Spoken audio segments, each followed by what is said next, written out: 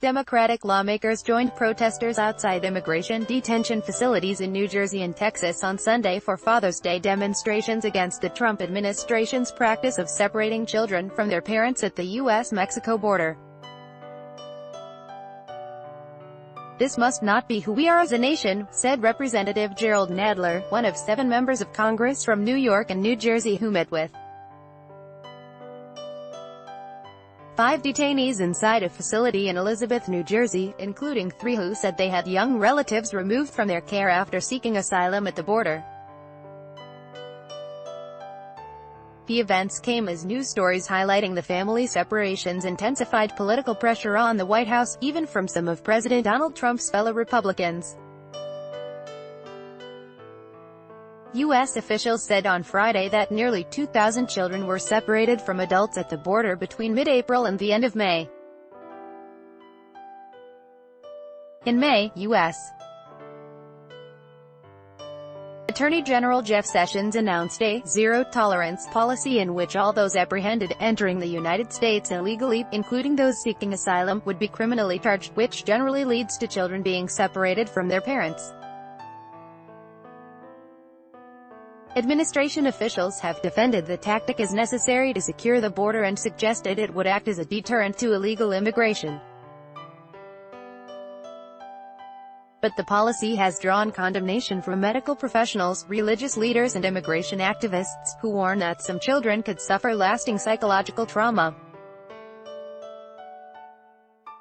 The children are held in government facilities, released to adult sponsors or placed in temporary foster care.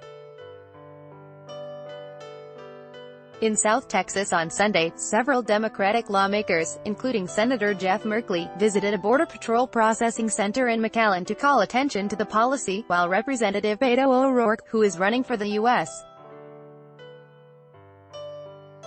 Senate in Texas, led a protest march to a temporary detention facility for immigrant children set up near El Paso. O'Rourke told the demonstrators they had to bear the burden of what we now know to be happening.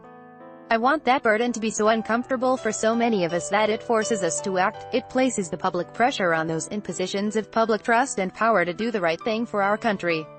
O'Rourke, who is seeking to unseat Republican Senator Ted Cruz, said to Applause. Some moderate Republicans have also called on Trump to stop the separations. Senators Susan Collins and Jeff Flake wrote to White House officials on Saturday seeking more information on the policy.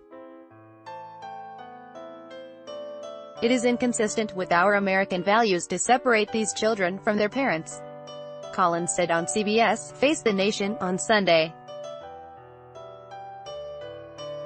"Stop lying." Trump has sought to blame Democrats, saying their support for passage of a broader immigration bill would end the separations. White House advisor Kellyanne Conway said on NBC's Meet the Press on Sunday, "As a mother, as a Catholic, as somebody who has got a conscience. I will tell you that nobody likes this policy. You saw the president say on camera that he wants this to end," she added. A spokeswoman for Melania Trump told CNN on Sunday that the First Lady hates to see children separated from their families, and hopes lawmakers from both parties can agree on immigration reform. In an opinion piece in The Washington Post, former First Lady Laura Bush, wife of the previous Republican President, George W. Bush, said she lives in a border state and appreciates the need to enforce and protect the U.S. borders. "But this zero-tolerance policy is cruel. It is immoral. And it breaks my heart," Bush wrote, adding the images were eerily reminiscent of the Japanese-American internment camps of World War II, now considered to have been one of the most shameful episodes in U.S. history. Democrats have accused the president of effectively turning the children into political hostages to secure stricter immigration measures, such as funding for a U.S.-Mexico border wall. "Stop lying to the American people. This is your policy," Democratic U.S. Representative Hakeem Jeffries said in New Jersey. Democrats in the U.S. House of Representatives will introduce legislation this week aimed at stopping separations, mirroring a similar Senate bill sponsored by Democrat Dianne Feinstein. But neither bill has much hope of securing enough support in the Republican-controlled Congress, let alone surviving Trump's veto pen. Roy Garcia, 43, attended the New Jersey protest with his wife, Linda, and their sons, 8-year-old Julian and 11-year-old Sebastian. "It's hard for me to enjoy Father's Day knowing what's happening to other children and families," he said. "It's heartbreaking." Reporting by Joseph Axe, additional reporting by Lindsay Dunsmuir and Valerie Volkovici in Washington, editing by Daniel Wallace and Peter Cooney.